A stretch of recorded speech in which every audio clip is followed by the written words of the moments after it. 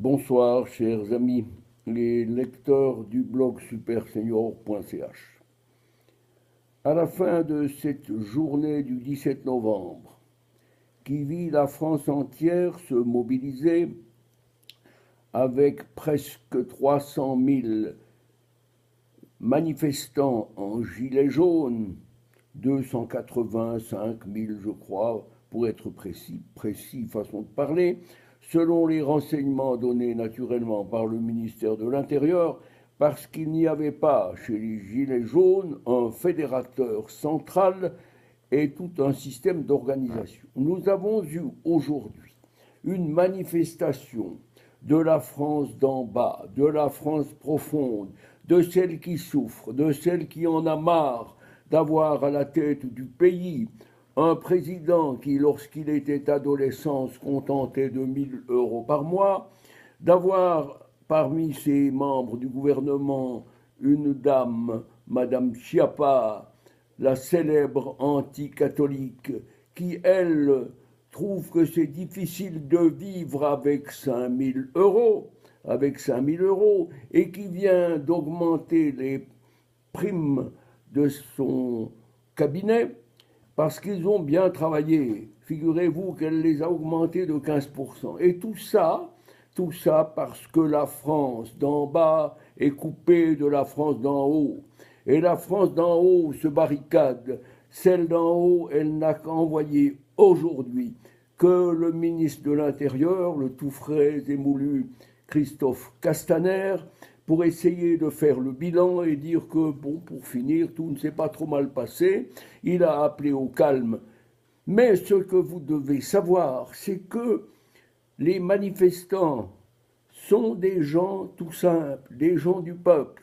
Ils en ont marre de vivre avec 700 ou 800 € par mois.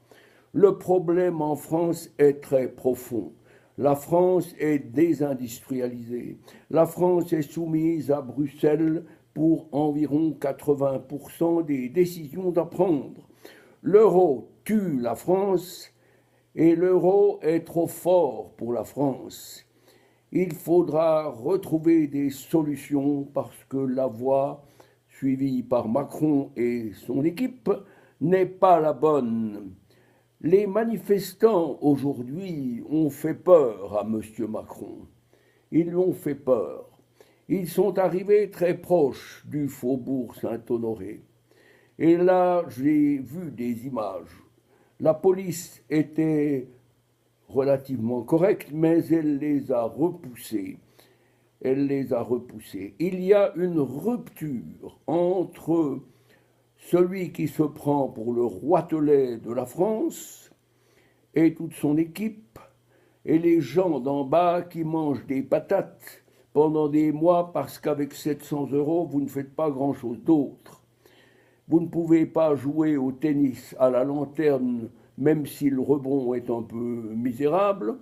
Bref, la France elle doit changer. Et ce n'est pas M. Macron qui réussira à redresser le pays. Il en est incapable parce qu'il vit dans un monde supérieur. Il est dans une bulle et il a toujours été un enfant gâté qui a été mis là pour faire de la France un instrument au service du mondialisme. Et ce mondialisme n'en a que faire des gilets jaunes. Il espère qu'aujourd'hui tout va se calmer. Castaner leur a demandé de rester tranquille. Demain, on recommencera à être tranquille et à maugréer dans son coin. Voilà, je pense que nous devons penser aux gens de la France d'en bas, à ceux qui comme à Sedan, ce matin, ont exprimé leurs préoccupations. Voilà, si M. Macron avait été un vrai président, le chef, le père de la patrie, il aurait pris place à la TV ce soir pour dire aux Français « Je vous ai compris, je stoppe immédiatement toutes les mesures qui ont conduit à appauvrir les Français de la base et nous allons faire une autre politique. Mais ça, n'y croyez pas, M. Macron en est incapable.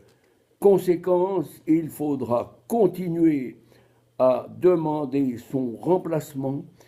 La France est malade, la République est malade, il faut restaurer la monarchie chrétienne avec comme maître en haut le Seigneur et pas Satan, comme ce Satan qui est au bas d'une petite peinture dans le bureau de M. Macron.